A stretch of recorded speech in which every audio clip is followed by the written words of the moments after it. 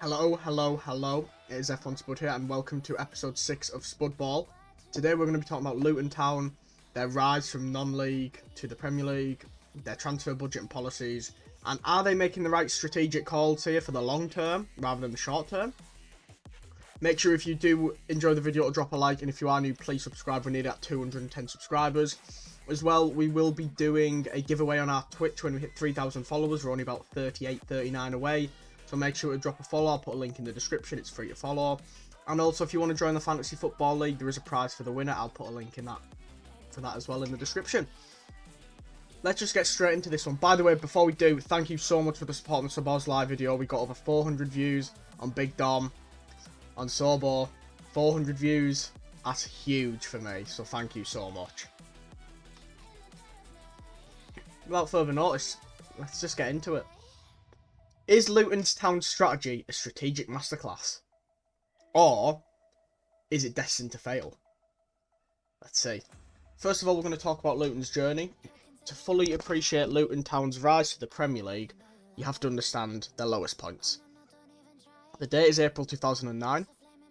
The Hatters, having started the 2008-2009 season with a huge points reduction handed by the FA in the Football League, finally get relegated. They were in the Football League for 89 years, but then they got relegated 3 seasons in a row.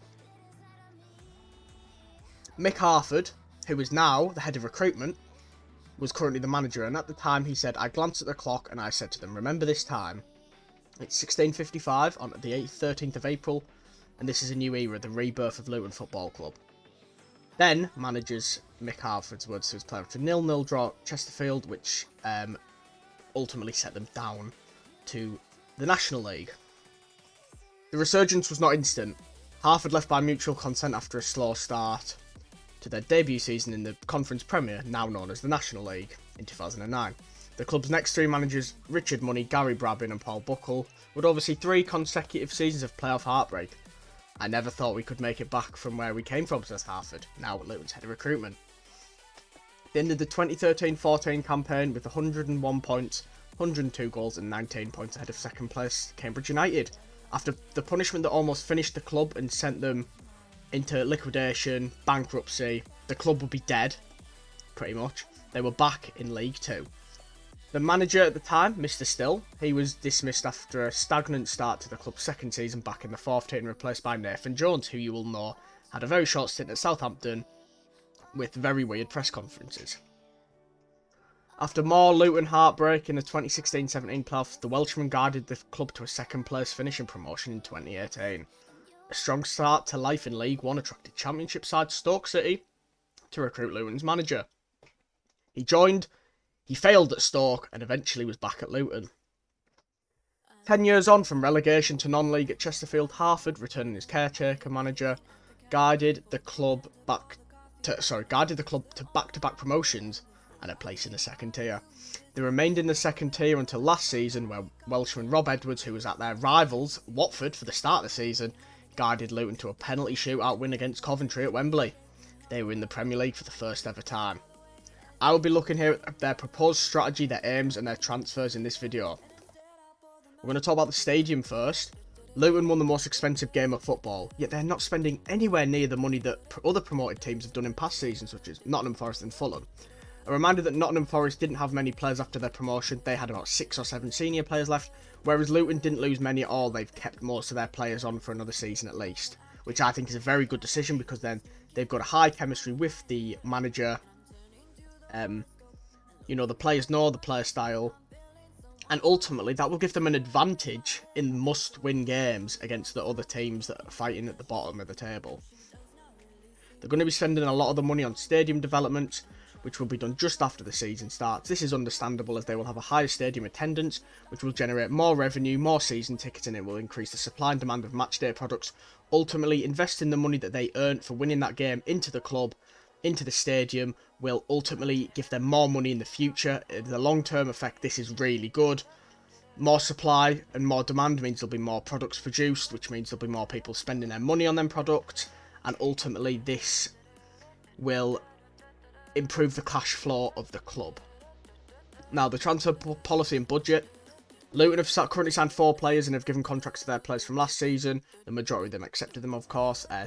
Tom Lockyer, the captain, and Panzu, who went from non-league to Premier League. Unreal story from him at the same club.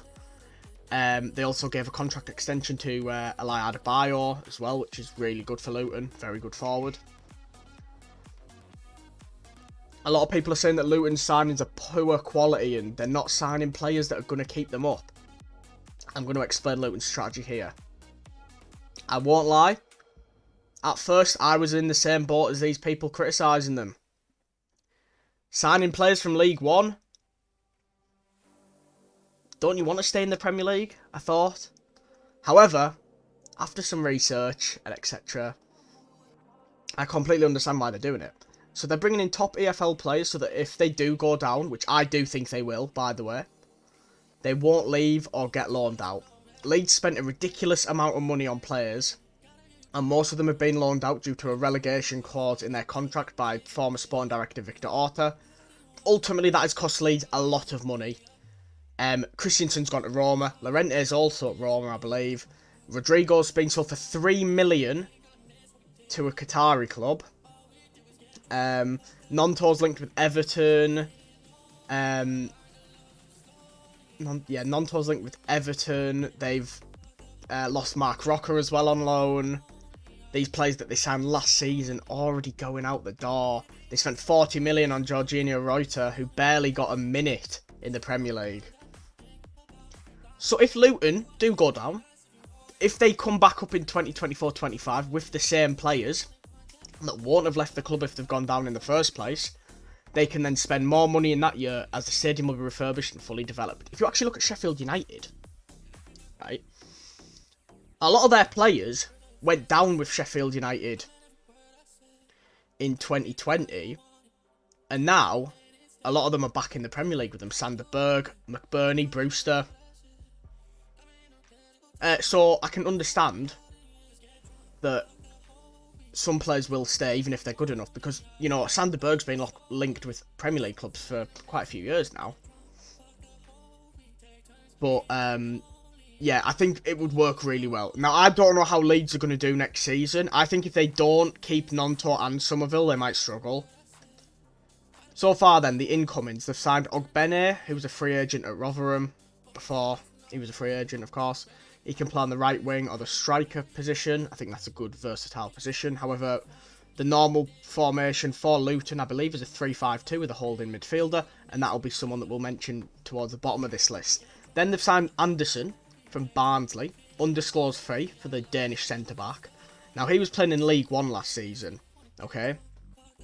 So he was playing forwards in League One, but now he's going to be playing elite forwards such as Haaland, Kane, Rashford, Saka, Salah, Gakpo, Jota, Grealish, Foden, you know, Martinelli. The list goes on, ultimately.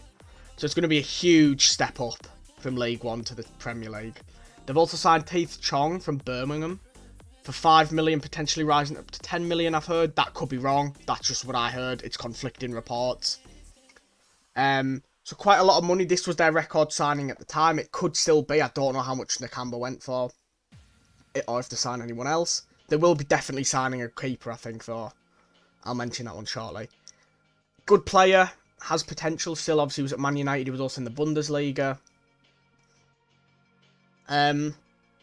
But yeah, he could work out. He might not. We'll just have to see. But if they do go down, I can't see Chong trying to force his way out of Luton, because he's been given a chance to play in the Premier League. If he wants to stay in the Premier League, he's going to have to play really, really well. And then the big signing for Luton is Nakamba from Aston Villa, undisclosed. He was there on loan last season for the second half of the season. I was very surprised he went to a club like Luton, no offence to the Luton fans. And he was a very good player, fan favourite, and they wanted to make sure they signed him. He has Premier League experience. I think he'll be a very important player of their squad. Will he be enough to keep them up? I don't think so, personally. But I think even if they do go down, Nakamba will stay at Luton and try and get them back into the Premier League in 2024-25. They're also linked with Ryan Giles, who had a very good season at Middlesbrough. A lot of assists at left back. And also young right back Kabore from Man City's academy. Manchester City seem to do this quite a bit. They sell their youngsters for quite a bit of money, or loan in this instance. Trafford's just gone to Burnley for 15 million. Lavia went to Southampton for 15 million, and now Liverpool, Arsenal, Chelsea want him for 50 million. They won't pay that much though, of course. They've just sold Shea Charles to Southampton for 15 million. They sold Samuel Edozie and Juan Larios as well to Southampton.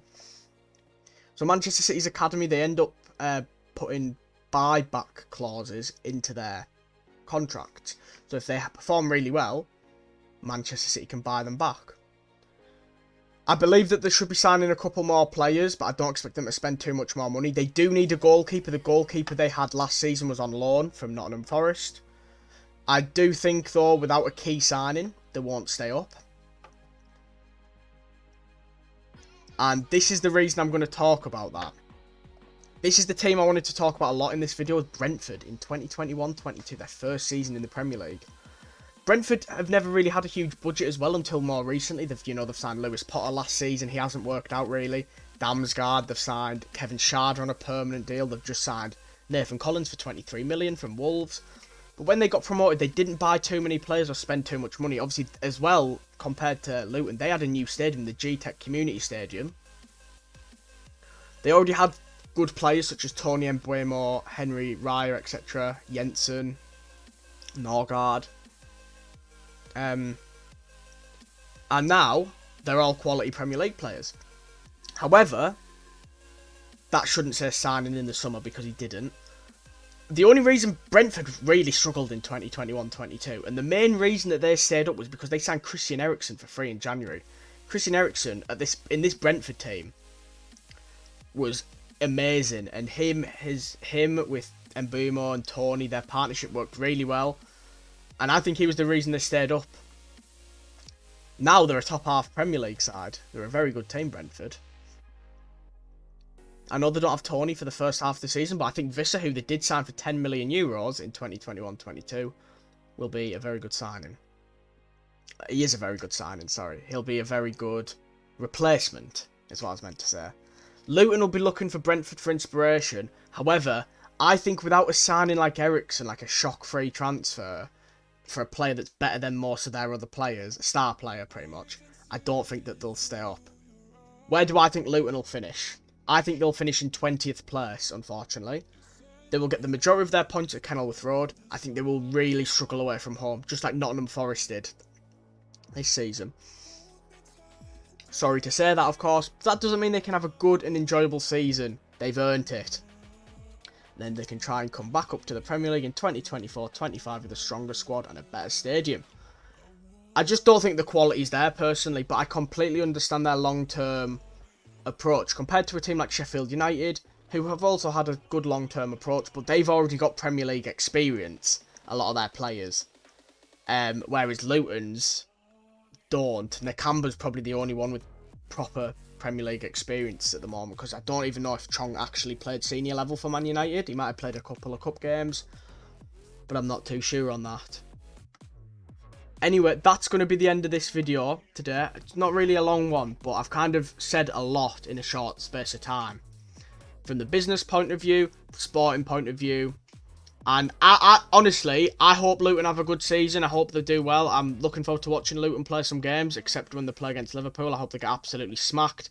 6-0 at Anfield, it would be music to my ears. But thanks very much for watching this one, guys. I do really appreciate it.